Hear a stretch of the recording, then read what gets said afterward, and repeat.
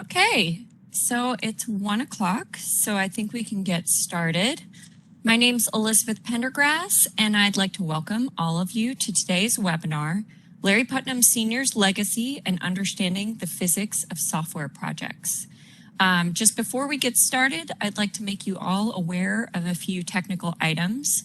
All of you who are listening to the presentation are currently on mute, so to ask a question at any point during the presentation, just use the Q&A dialog box shown on the right-hand side of the WebEx screen. Larry will field as many of these questions as we have time for at the end of the presentation. If he does not have time to answer your question, don't worry, I'll save all questions we don't get to, and I'll refer them to Larry so he can get back to you afterwards. So I'll start by introducing our presenter today. Larry Putnam Jr. is co-CEO at QSM and has over 30 years of experience using the Putnam SLIM methodology. He has participated in more than 100 estimation and oversight service engagements and is responsible for product management of the SLIM suite of measurement tools and customer care programs.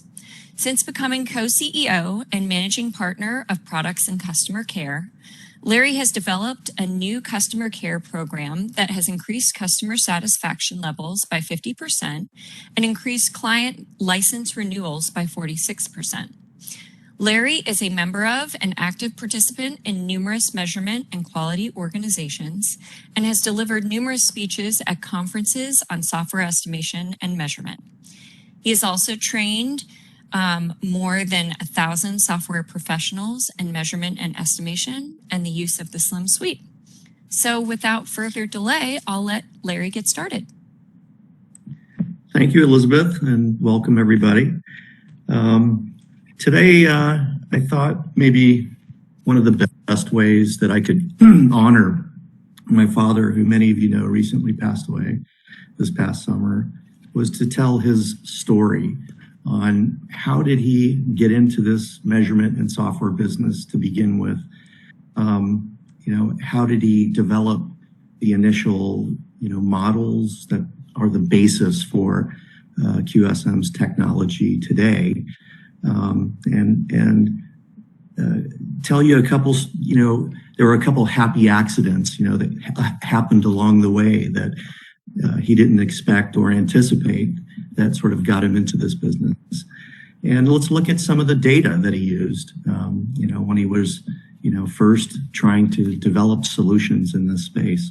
So for the next hour, that's kind of what we'll be talking about. Is we'll take a look at, how did he get into this business? What information was available? What obstacles did he run into that got him thinking about how do we come up with some better ways to, plan and manage, software development projects. And then we'll sort of transition into, after we understand, how he developed the model in the first place and some of the nonlinear characteristics that he discovered in the data, we'll take a look at some of the more recent data that we've been capturing and see how well does that hold up today with today's development practices and methodologies and the types of systems that we're building today. So that's sort of the game plan. Just a little bit about, QSM, the company, for those of you that aren't familiar with us. Again, my father, Larry Putnam Sr., started the company back in the late 70s. He was one of the early pioneers in the measurement and estimation field, one of the first guys that, was recognizing that there was a problem and the industry needed some solutions. We're currently, our headquarters is in Northern Virginia, just outside of Washington, D.C., but we've got affiliate offices over in Europe and various places around the United States. One of the things that we're very big on at QSM, and you'll get a sense for this as I go back and talk about how my father solves problems, is we're big on collecting industry data. And we use that to not only, keep our products and methods current with current, technology and development practices, but also we use it to revalidate those models over time to the, and recalibrate them and adapt them as needed. As we learn from the data, we try and incorporate that into new capabilities and services that we offer to our clients. And we make that information also available to our clients in terms of updates in the software products, but also we bring it to bear in our consulting service work as well. So we're the providers of the SLIM software lifecycle management family of products for measurement and estimation. We bring a lot of experience to the table. We have a very diverse customer base. You name it, we probably have a customer that works in that industry or with that technology. As I mentioned, we're a products company, but we're also a services company. So we're always having to apply these methods to new problems and new situations and adapt them to make sure that they work. And for a small company, we've made very substantial investments, not only in collecting the data, doing the research, but also in, building the products and services that we bring to the market. So that's just a little bit about QSM, the company. So my father, Larry Putnam Sr., he didn't start off as a software guy. He was actually a career military officer. So he went to the U.S. Military Academy at West Point and graduated in 1952 with I would call it a general engineering degree. Later in his military career, he went to the Naval Postgraduate School in Monterey and got an advanced physics degree. And then he was posted to Sandia Base, and he was a nuclear effects engineer for the Army. And what that means is his job was to try and understand the physics of nuclear explosions so that they could incorporate that into the Army's warfighting doctrine. How do we protect our troops? If God forbid we ever used these weapons, how do we protect our own troops? In the event that would happen. And part of doing that was he had to do all these blast calculations. And this is before, personal computers and calculators and things like that. So he was doing all of these calculations on a slide rule. So very tedious, very time consuming. And at about that time, they had just brought in a brand new state-of-the-art computer at Sandia Base with a lot of excess computing capacity. So they were offering Fortran programming courses on the lunch hour. And he thought, wow, this might be a good way for me to get my calculations done, let the computer do the work. So he took this course, finally got his program to compile, got his calculations done. And as a dutiful Army officer, he sent his little certificate of completion into the personnel office, and it got tucked away in his personnel profile. And then many years later, when it became time for him to do some duty at the Pentagon, they look at his personnel file and they say, well, Larry, we don't need any nuclear guys right now, but we see that you're eminently qualified in data processing by virtue of your Fortran programming experience. Come run the Army's data processing budgeting operation.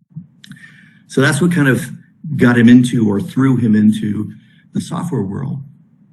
And the first time he had to go to a budget meeting and justify the Army's data processing budget, there was a pretty sharp budget analyst, and he was homing in on this one system. It was called SIDPERS, and I'm going to show you some of that data in a second. It stood for Standard Installation Defense Personnel System, but it was basically just a big Army HR and personnel system. It had been under development for 4 years, and it was out there and operational. And what the Army was proposing was that they needed $10 million for the next 5 fiscal years to maintain this system. So this budget analyst said, well, can you describe what that means? What are you going to do? What does maintain the system mean? It's a lot of money, and I've got to understand this a little bit better.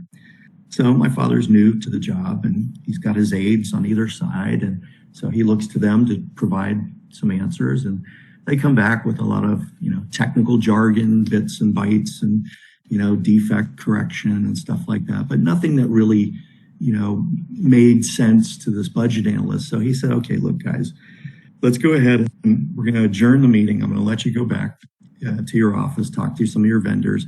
But the long and short of it is if I don't get any better answers by 9 o'clock tomorrow morning, I'm going to have to take this $10 million out of your budget. So they went back, worked late into the night trying to contact anybody that they could to try and put together a story that would justify this money. And they couldn't. And by 9 o'clock the next morning, he had lost $10 million that they had to spread across all the other, Army, projects that were going on. And needless to say, he wasn't a very popular guy. So that got him thinking about there's got to be better ways to manage these systems and to be able to predict, what their demand for resources is likely to be, for the next year, couple years, 5 years, whatever the planning horizon happened to be. So again, another happy accident. He happened to be in the bookstore at the Pentagon, and on the clearance table, there was a book, a paperback book for 79 cents. And I think it was called, it was a project management book, and he was thumbing through it. And he saw a chapter on managing R&D projects by a fella, Peter Norden, who was out of the IBM Poughkeepsie labs. And he was using these curves to explain an efficient way for staffing and resourcing R&D projects. And later they turned out to be the Rayleigh curves, where they had this sort of rapid buildup to some peak intensity and then these long, exponential tails. And that kind of explained how you should resource these projects over the life of the project. So he went back and started pulling together data, cost data on a number of their programs, and noticed that spend data had that same characteristic, build up peak and long, tail on them. So within a very short order, just by using some simple curve fitting techniques, he was able to get most of the Army's big data processing systems, under financial control, and be able to predict out, how much should we be budgeting for these systems for the next, couple years. And then the next thing, he obviously needed to turn his attention to is how do we do this earlier? When we're contracting these projects out or letting them out for bid, how do we come up with a way that we can estimate very early on how long they should take and how much they should cost? And so that took, we're going to go through that in a lot more detail, but that took a lot more research, and he had to go collect a lot more data. But that's kind of what got him into, thinking about it was the pain of, losing all that money that got him to, thinking about how do we come up with some better solutions. So he did that for the Army. And then when he retired in 1978 as a full colonel, he went to work for General Electric for a year, and he was doing this stuff for their aircraft engine division. And then after a year, he decided, hey, there's enough need in the marketplace for these, these predictive models that maybe I can go out and make a business of it. So that was how he started Quantitative Software Management, or QSM, in 1978. And that's what became the genesis of the SLIM model that we still provide today. So he retired from QSM back in 2007, although he still came into the office every day to see what was going on and kind of keep his finger in things. And unfortunately, he did pass away this past July. It was very sudden and unexpected, but he lived a very rich and fulfilling life for 91 years. So today, what I'm going to be doing is kind of talking about, what did he have to work with and how did he come up with this stuff in the first place? And I'm going to go into a little bit more detail on that system I just talked about, that personnel system where he lost the money and became the impetus to get him, thinking about how to come up with some better solutions. And again, I'll tell you another funny story because we're going to look at these crazy looking slides, but he started the business in 1978 out of his house. He actually had a home office there.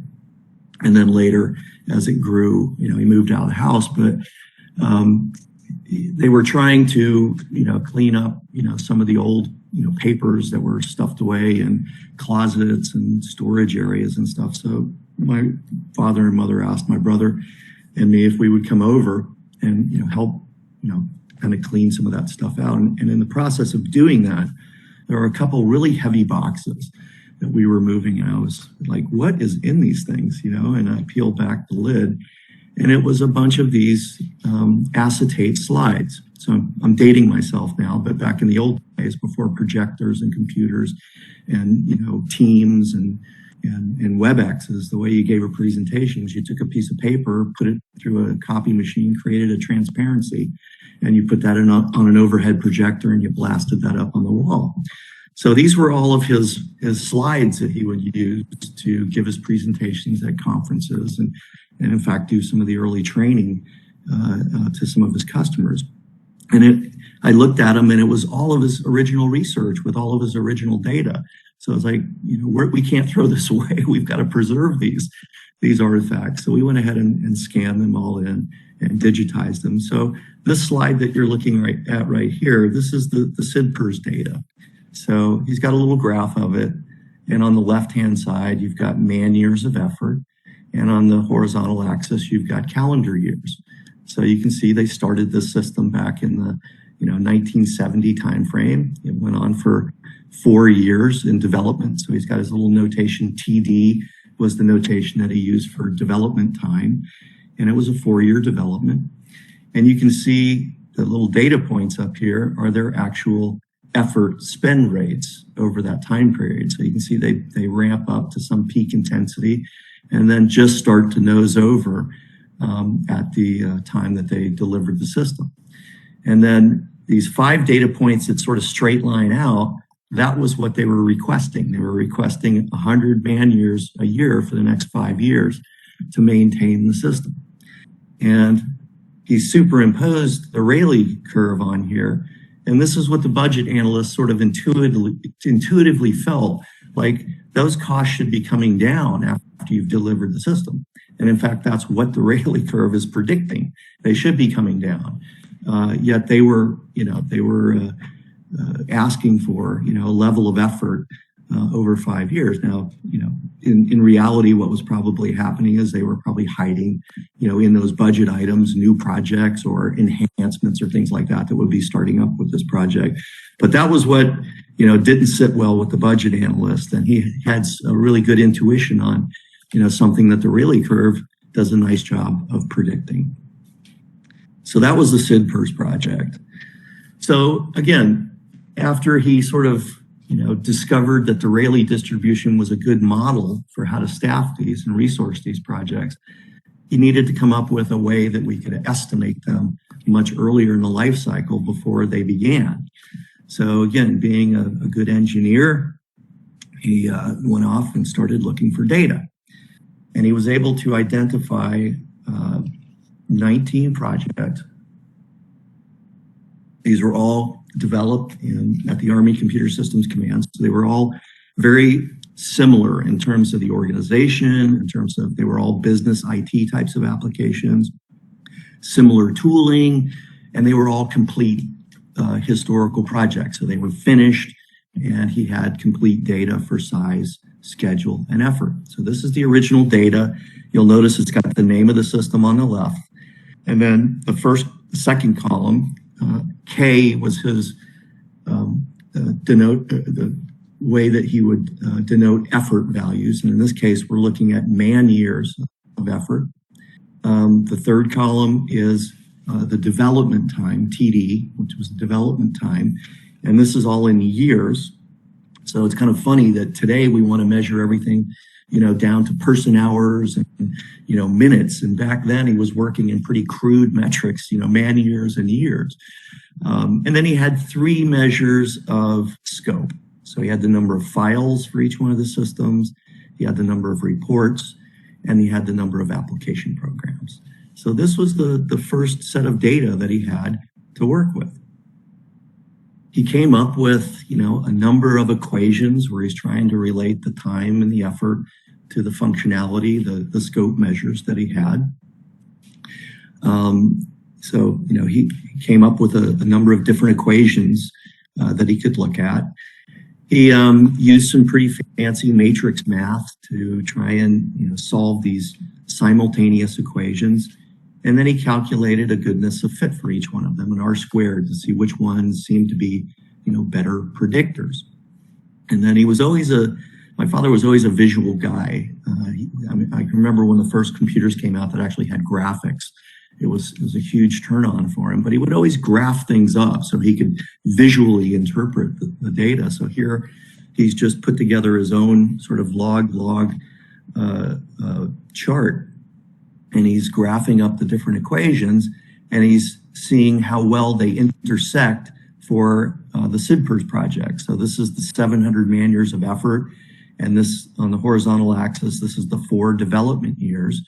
So where those two intersect, he was looking for these equations that best map to that piece of historical data. And the two that he selected were this one down here that he's labeled G, because early on he called that a gradient value because it got at the staffing acceleration on projects. You know, how rapidly could you ramp resources onto a project? And it even got at the absolute peak staffing of the project. And then this other equation over here was an early version of what we call our software equation. It's really the main underlying equation that we use today for estimating time and effort. And this equation you see here on the slide is fundamentally very, very similar to what we use. It has not been adapted very much from this early equation. It still works. So these were the two equations that he settled on. And then on some of the systems, on it's like 5 of the systems, he actually had some data on when they hit certain milestone events along the development. So this is all waterfall methodologies being used at the time. So he had the amount of time or the date, I guess, that they were able to certify the design. So I think critical design review, something like that. The point in time when they hit a systems integration test. So the first point in time when all the software is developed and integrated and we're able to start testing it as a complete system. And then there were a couple other, more advanced testing milestones as well. So he just converted those dates into the percent of the development time for each of these systems. And he was able to calculate sort of an average as well as a standard deviation. And then he could turn that into a range on when should, you get to a design certification milestone. When should you get to a, system integration test point on the project? So these are additional scheduled checkpoints that you could use along the way. So not just be able to predict the overall timeline, but you could use these intermediate checkpoints to see, am I at, the appropriate point when I should be there. Okay. And then this graphic, funny enough, we actually used to use this in the early days at trade shows. We had a big, board made up that we used to hang in the back of the booth, but it basically gives you a high level view of what that looks like with the Rayleigh curve. So you've got some very preliminary early on stuff that you're doing, the architecture and design work, and then you get into the development of the system. And with underneath that overall Rayleigh development curve, you've got another series of these smaller curves that get at the details of what you're doing, the detailed design, the coding, the integration and testing out to a delivery point. And then it also gets at all the operations and maintenance activities that go on for an extended period of time until the system, is obsolete and needs to be replaced. So this was kind of the graphic that he would use to visualize what this slim lifecycle model looked like. So, kind of what came out of that early research was that the Rayleigh model seemed to be a pretty good way of how you could spread resources across, the development life cycle. Later on, he actually found out that it's also a very good model for how many defects and when you should be finding the defects on projects. He also discovered there was a time effort relationship. And in fact, and we're going to look at that in a second, a very nonlinear time effort relationship. So that software equation really allows you to predict not just one schedule and one effort value, but it really gives you a range of values that you can look at. And depending on how you decide to apply resources to a project, you can influence, the schedule and the effort for that project. As I said, we continue to revalidate these algorithms with current data, and we feel more comfortable with them today than probably Larry did way back, 35, 40 years ago. And what we think that he did is we think he discovered some fundamental way that we can model how humans solve complicated design problems. And although he specifically, developed it for managing software projects, we've been able to adapt it into other design domains, and it seems to work pretty well. So if you think of, different types of design projects, whether it's software, whether it's an infrastructure, data center, implementation or relocation, whether it's, hardware development, all of those projects take time. They all take some application of people over that time. And what you really have to do is adapt what is the information content measure, the size and scope measure that you use. And again, we'll get into that a little bit later. So this is that software equation that he discovered many years ago. And it's pretty simple. There's only, 4 main parameters that go into it. On the left-hand side, we've got the inputs. So how much scope or functionality do we have to create? So you've got to somehow estimate the size. And we're going to operate at some efficiency level, all right?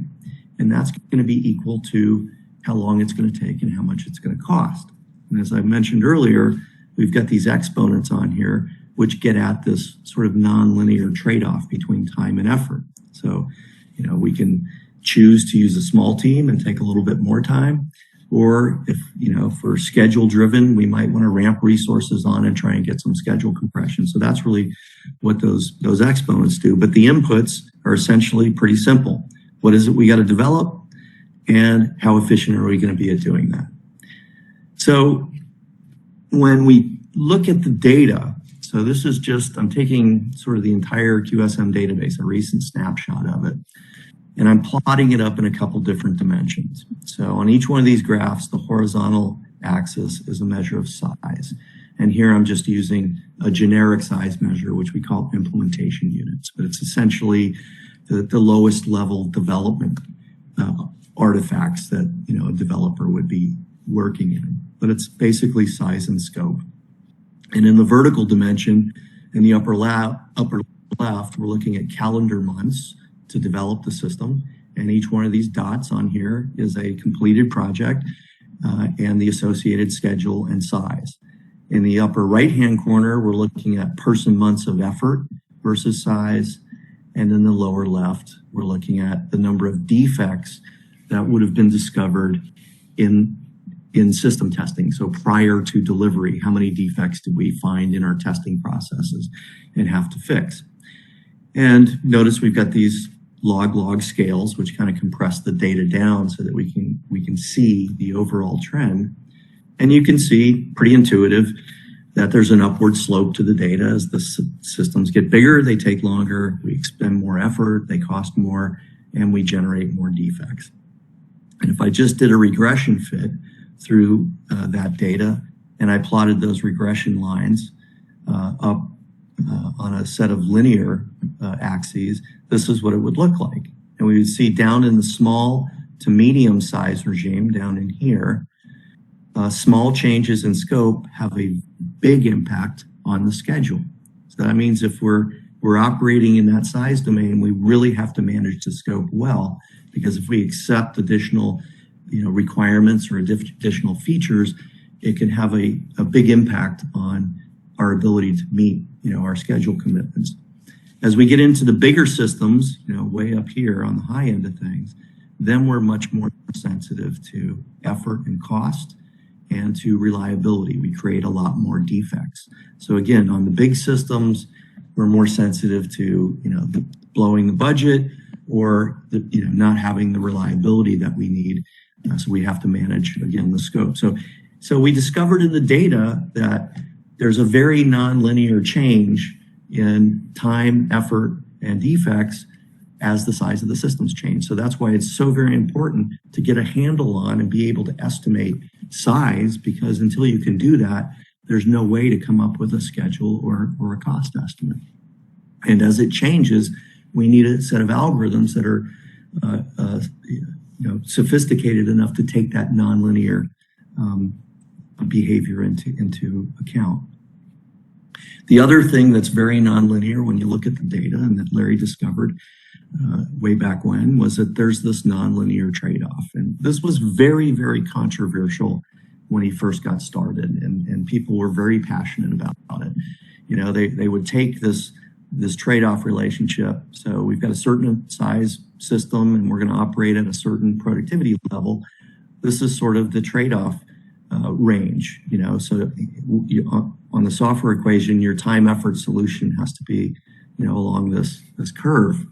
And they would, say, okay, that means that we could stretch this thing out, double the schedule, and essentially do the project for free, or if we had unlimited resources, we could put as many people as we wanted and we could get the project done in a month. And, it turns out that there's actually some limits that you put on this. And out here, we call this the impractical region. The more that you stretch the schedule out and reduce the staffing, you get to some point where there's a minimum number of resources that you have to have on a project to, number one, have the skill mix to bring it off, and number two, to have some backup in case, you lose some critical people.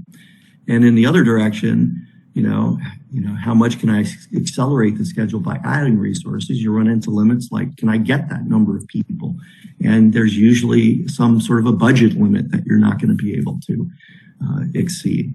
So, what we have done is tried to solicit, what are those, sort of limits on the cost and the schedule. And we just impose that onto this function. And then it defines for you what is the available trade-off region. But even when it's fairly small, only a couple months, there's still a tremendous amount of opportunity if you do use it wisely and do some creative planning. It also allows us to see cases where we're over-constrained, where, the intersection is down here and there's no solution. The constraints are way too tight. That's kind of what we call the impossible zone. So it's a way to identify those situations right off the bat. But again, very important concept. We're going to take a look at some data in a few minutes to say, how well does this relationship hold up that he discovered 40 years ago today, with some more current data. So coming back to that software equation, there's really two forms that we use. There's the estimation form that we've been talking about, where we have to provide a size estimate and we have to somehow figure out how efficient we're going to be on this project. And that lets us estimate time and effort. Now, if we wanted to get at this efficiency value, and notice I've got this PI in parentheses, we call that a productivity index now. When Larry first got started, I think he called it a technology factor. And then as we understood what it really was, we renamed it a productivity index, because it's not just technology that influences it. It's all the things in your environment, the technology, the people and how well they understand the problem, the complexity of the application and things like that. So it's all the things in your environment that affect productivity. So we call it a PI. And if we want to figure out empirically, what is this PI for this development organization or this group, we just take this equation and we manipulate it algebraically into this form, where we take some projects that are completed and we know how much functionality we developed. We know the time and we know the effort that went into it, and we can actually calculate this productivity index value. Okay, and if we can do that for a number of projects, we can start to see what is the range of PIs that we've operated at before, what's the average. We can actually do a size, versus PI trend to see, what that looks like. And that's really what we call the measurement or the calibration form. So, when we introduce these solutions to new clients, the first thing that we're doing is we're going in and trying to get some historic data pulled together so we can get the tool calibrated so that it'll be estimating based on their data, not just the industry databases that we build in and ship with the product. The other nice thing about this equation, because it's fairly simple conceptually, is it covers solving most of the situations that you're likely to run into. So what I've got here is those situations like a fixed budget. I've got a certain amount of money and I'm not going to get any more, all right? And to the right, I've got the software equation. And what I'm doing is I'm putting a box around the parameter that is locked down. So in this case, fixed budget, that parameter is locked.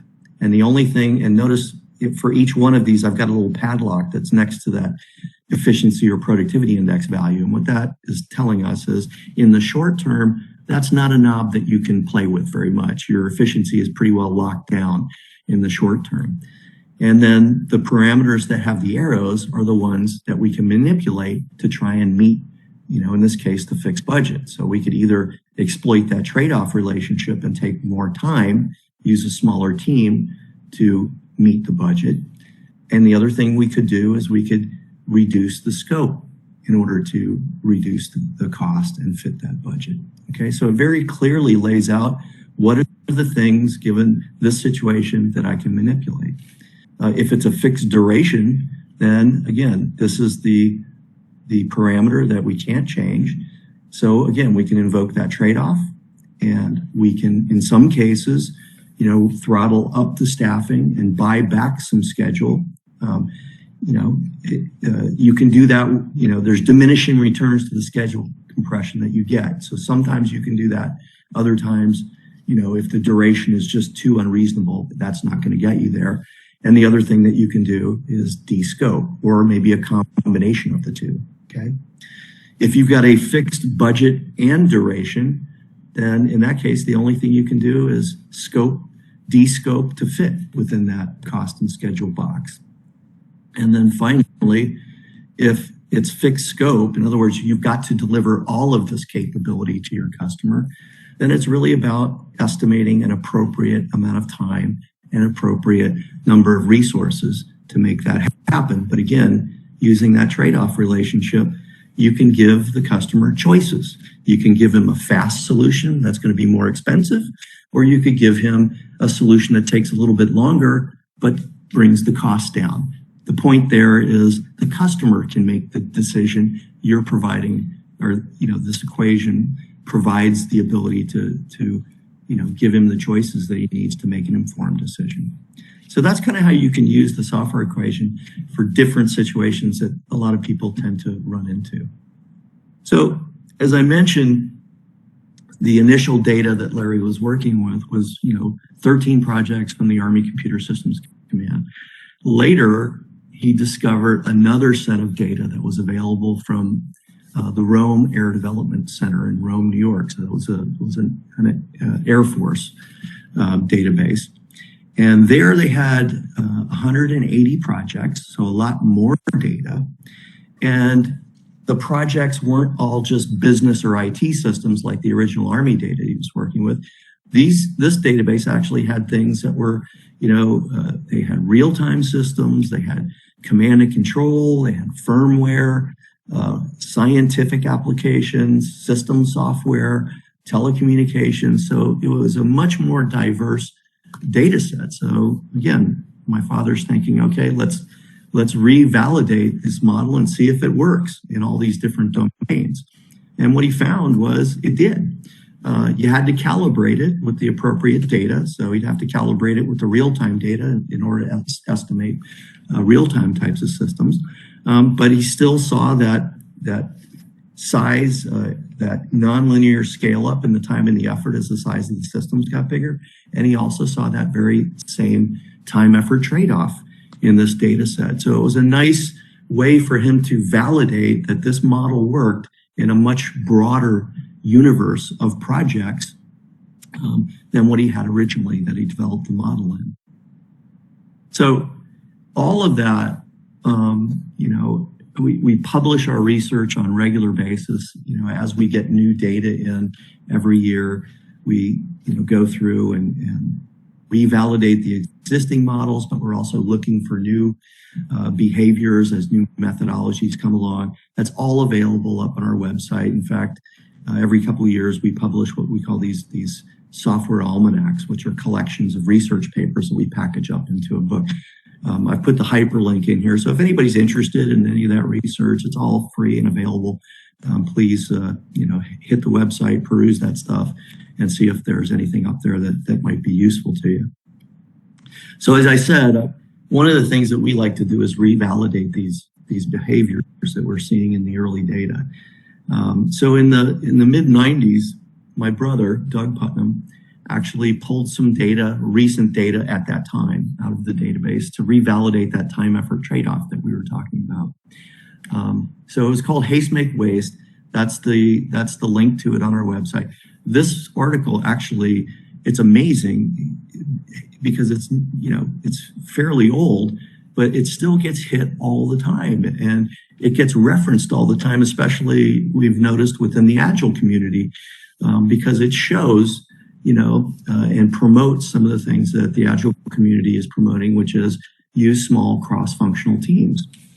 So what he's done here is he's pulled out a number of projects and he stratified them into two data sets. One, which we call large teams, which is projects that use 20 or more people. And then he's got projects that use small teams, which is 5 people or less. So here you can see it graphed up on peak staff versus size. And here, I think in the 90s, he was using lines of code, ESLOC, which is effective source lines of code, or new and modified source lines of code. But we see, we've revalidated this with function points and other size measures as well. Down below, he's got an effort graph, so we can see the person months of effort. And what he did was he took a size point at the average size of the data set, and he just read off some values. So to build a system, at the average size might take around, 24 and a half person months if you were using a small team, but it might cost you upwards of 100 and close to 180 person months using a large team for the same size system. All right. For the defects, using the small team approach, on average, you'd discover around 33 defects. And using the large team approach for the same size system, bigger team, you'd discover around 170 defects. And then look at the schedule graph in the upper right-hand corner. The two regression lines are almost right on top of each other. So average duration was around just a tad over 9 months for the small teams. And for the large teams, it was just a tad under 9 months, 8.92 months, very, very little difference in the schedules for a huge difference in the effort and cost and a huge difference in the number of defects that were created. Fast forward 10 years to the mid 2000s, and again, pulled out, a sample of data. Again, there's a hyperlink if you want to go in and look at the details. But again, small teams, large teams, I think you use the same 20 people for the large team, 5 or fewer for the small teams. And you can see, a 5-to-1 ratio difference on effort versus small team versus large team, okay? 6-to-1 difference in the number of defects that were created between the large teams and the small teams, and almost no difference at all on the average schedule between the two data sets. Fast forward to 2017, pulled out a sample, a lot of data in here. Again, small team versus large team, same behavior. Big differences on the effort, big difference on the number of defects. Again, we're looking at these log scales. And then very little difference, especially on the big systems, in the duration. So then customers came and were saying, well, what are you seeing in commercial? I can maybe understand that in waterfall development methodologies, but Agile's different. So are you seeing a similar behavior within, projects developed using, Agile development methods? So we had a pretty large database at that time. So all of these are agile projects. And what we did was we went ahead and picked a size range where we had a good sampling of projects, because things got pretty variable on these little tiny systems, and we had very few of these really big ones. So we sort of used this sort of size range where we had most of the data to do our analysis. Overall, there were about 436 projects in the overall sample. When we broke them up into a large team, in this case, it was greater than or equal to 9 people. There were about 119 projects, and this was the size range that we used. For small teams, less than or equal to 4 people, we had a similar number of projects, close to 130 projects. And again, you see a very similar behavior pattern. Lots of difference in the effort, lots of difference in the defects, and very little difference in the schedule. So just to dive in a little deeper, I just took and here we've got the effort versus size graph up above, and down below I've got a table where we're just reading off data points along the size spectrum. So from very small to very large up here. And we've just got the actual effort values at those different size points. So on a small system, small team might be able to build something of 2,400 IUs and 780 hours, and a large team might take closer to 30,000 hours, or 3,000 hours. On the really big systems, the difference might be 3,500 hours for the small team, 27,000 hours for the large team. So again, 4 to 8 times difference in the effort expended depending on the team size that you use. And this is the schedule. Okay. So again, you can see that there's, less than, a month difference in most cases in the schedule between, using a small or a large team. So, the data absolutely tells us that, there's things that we can do just based on management decisions that we make, where there's a tremendous amount of leverage in influencing the cost and also influencing the quality or, the reliability of the system without a huge difference in the schedule. So, and then this is the defects. So you can see 3 to 4 times, difference in the number of defects based on the strategy that you use. So, one of the things that has been very nice for me, I've been doing this for 33, 34 years now, and we've been preaching this for over 3 decades. Use small teams, keep the size and scope as small as you can so that you can leverage the positive economics of that nonlinear behavior that we discover in the data. And now we're starting to see that the development methodologies, especially in the agile and lean space, that are promoting that. Small cross-functional teams. Keep it as small as possible. If it doesn't add value, don't put it in. And there's also a big emphasis on measuring size and scope, and not just at the beginning, but also measuring it along the way. So there's some, it's nice to see the industry coming around and putting emphasis on things that exploit the positive economics that we're seeing in the data, as opposed to fighting it, where you're always trying to, get maximum schedule compression and, using huge teams, spending lots of money, injecting lots of defects. And that's the world that we've lived in for a long time. The other thing that, is nice is that this idea of, being able continuous delivery, being able to deliver, at any point along the timeline.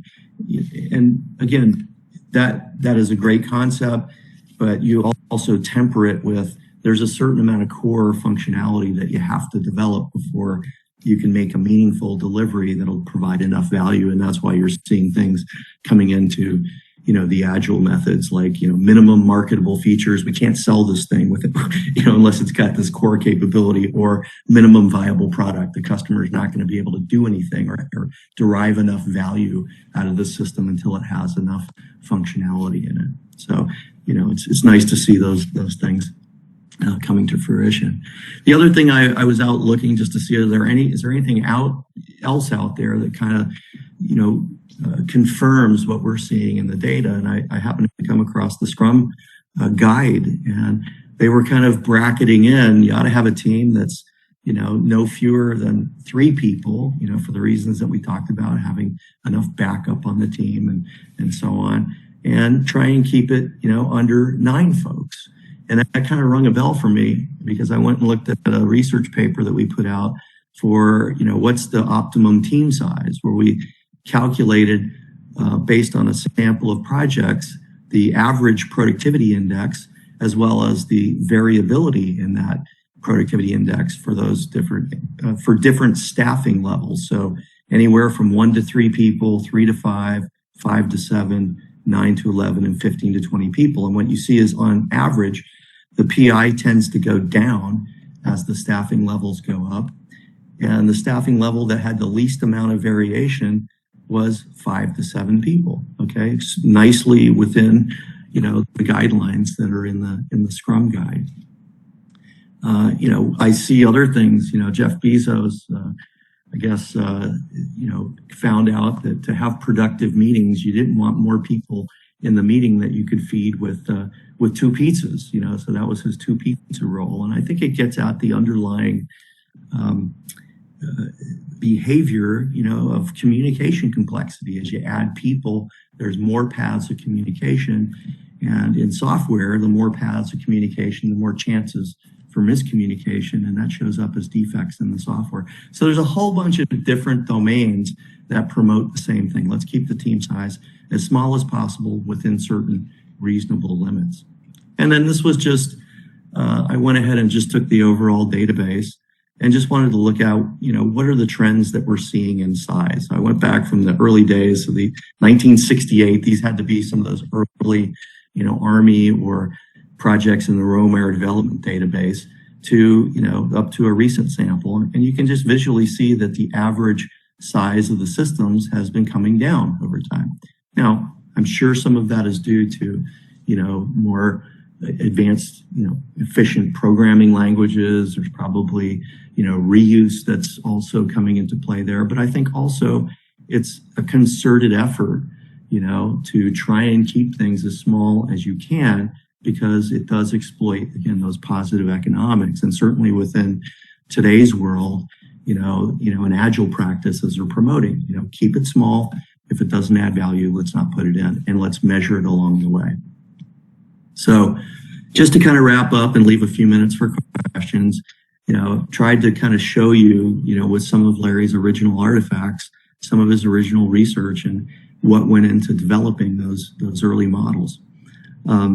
As we have learned more over the last 40 years, we've tried to incorporate that into these models and make them better. We enhanced them also. We added reliability models in there where we saw that was a nice fit, intended to, enhance people's ability to make decisions on delivery schedules based on what is the reliability that they need.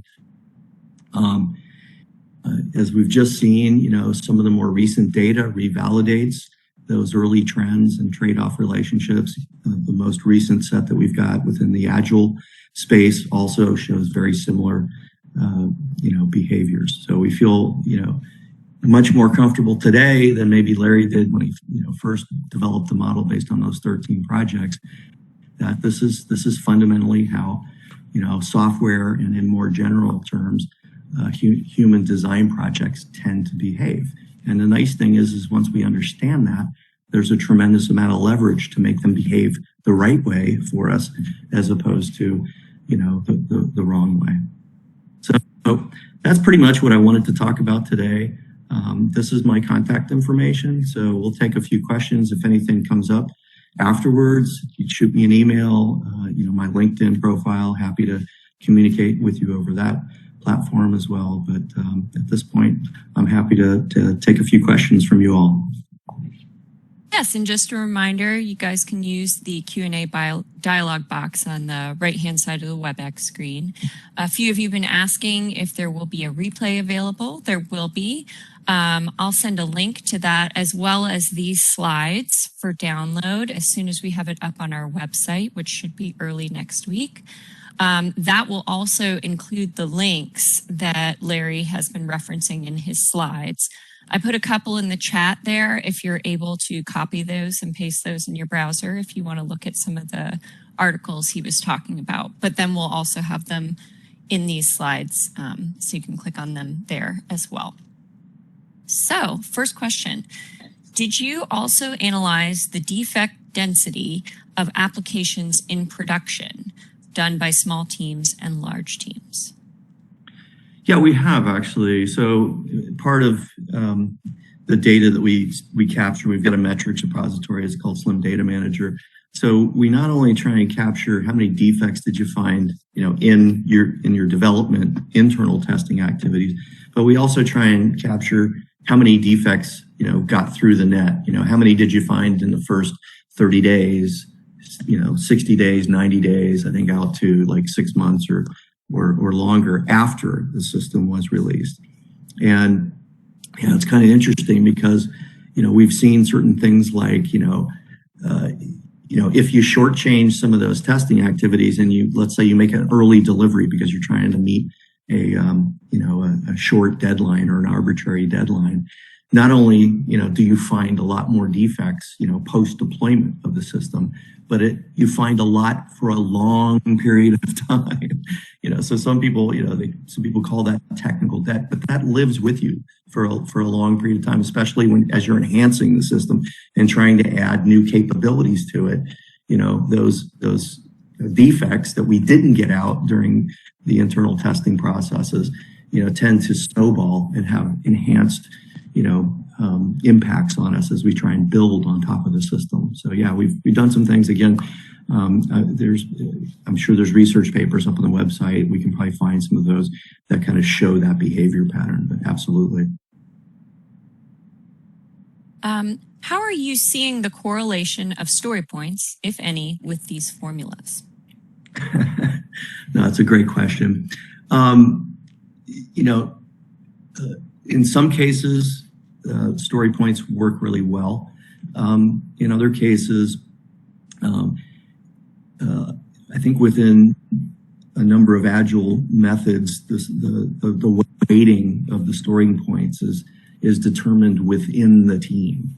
And within the team, that works fine. So as long as the team is consistent in how they do things, and again, if they calibrate the model using their own story point data, the way that they've defined them on previous systems, it will work just fine estimating new projects where they're using that same story point scheme. Where it becomes a little bit of an issue is if you want to use that outside of the team for other teams, because if other teams have different ways that they define their weighting, on simple, average, or complex, or whatever the story points are, then again, it becomes very localized and hard to be able to make comparisons among different teams. So that's where, if you want to be able to do that, then you need to bring some consistency into that rating methodology across multiple teams. But again, the way that this model works is as long as you calibrate it with relevant data within the space that you want to use it, it'll work fine estimating that. But if you start getting out into other domains where things are different, that's where, then you need to start bringing consistency and standards into place so that, those comparisons are meaningful. I hope that answered the question. Do you use cosmic function points as possible input for both your reference data or customer data? They absolutely can be used. I mean, our methodology isn't tied to any specific size measure. So again, just like my answer to the story point question is, as long as you're consistent on how you capture the size measure, we can calibrate it to cosmic story points. And then we can estimate new projects where we can estimate the cosmic story points for a new project. It will work just fine. So that's why, we in our database, we've got, different flavors of function points in there. We've got different size measures early on. Things were mostly lines of code. And then in the 80s, we started bringing in function points. And then with rational RUP, we're seeing use cases. And now, with agile methods, we've got epics and user stories and story points. So what we try and do is normalize different size measures through what we call a gearing factor. It's just a scaling factor. It's kind of like a, currency conversion. What is a dollar equal to a euro? Or, if you think of a measuring cup that you have in your pantry, you've got imperial units on one side and, metric units on the other side. So that's really what gearing factors allows us to do, is take different size measures at different levels of abstraction and be able to make meaningful comparisons. So absolutely, there's probably, I'd have to go talk to the keepers of the database, but I'd have to guess, I'm sure there's cosmic function point data because we've got a number of customers. I think it's primarily used over in Europe, and I'm quite sure there's examples of that in the QSM database. You mentioned some concepts that have stood the test of time. What is an example of something that didn't? How was it handled? Oh, you're putting me on the spot here. I think the fundamentals that we talked about today have stood the test of time. But what I think my father understood, and this is, I think, a really brilliant way that he developed this model, is it's calibratable. And if you tried to use some of that early Army data and use that, and we hard-coded the model with that initial data set and tried to use it today, it would not work very well. So that's why we've made it very easy to tune the model using relevant historic data. So we as a company at QSM continue to collect that data to make sure that we're keeping our tools and methods current with the current set of with the current state of the practice.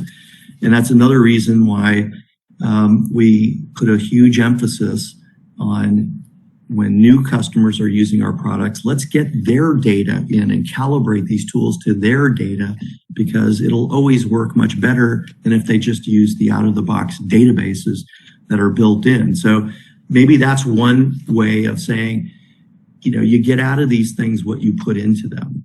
And if you just buy a tool like Slim or any of the other estimation products that are on the market, and you just use them out of the box with the industry databases that are built into them, your results are only going to be as good as you fit those data sets, And if you don't, if you're different, then you've got to put the energy into calibrating them. So I don't know if that exactly answered the question, but I feel, and we feel at QSM, it's so critically important that you take the time to tailor these things to to a unique environment if you want them to work well. That stands the test of time. The industry databases that the different vendors collect and put out there, again, they're collections of many different organizations, many different types of systems, so they may or may not work for you, depending on how you map up to that average behavior. So I can't think of anything that's been an abysmal failure over the past 40 years. So let me think on that. Maybe I can come up with something, but right now I can't think of anything that's been horrendously terrible or we had to throw out because it just didn't work. As I said, we've had to adapt things over time, and as we got new data, we had to do some tweaking to them. But I don't think there's anything that over the last 40 years that we put in and then, hey, it's not working, we're going to yank it out, or I just can't put my finger on anything like that that's happened. Sorry. Okay, I think we have a couple more questions and we're getting towards the end of our time, but I'm gonna, if you have time, we can do these last couple questions. And if you have more, feel free to plug them in here. We'll get back to you with any that we didn't get to. And Larry's got his contact information up here. You can always contact us using our website too. So if you think of anything later, we encourage you to reach out.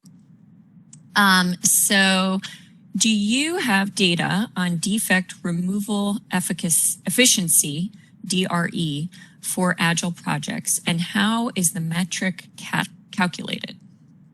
Yeah, so that's an excellent question. So the way we tend to treat defect removal efficiency is we capture how many defects did you find in your internal development testing processes versus how many did you find post-deployment, okay?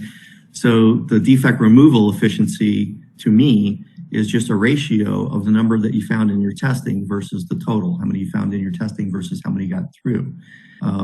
And yes, we've seen some very good things within the Agile data that the quality seems to be good. Now, I think a lot of that can be attributed, as I talked about earlier.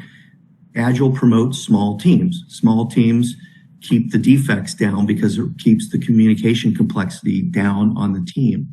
So yeah, that's how we calculate it, is the ratio of what did you find in your internal development testing versus what did you find internal and also external after deployment.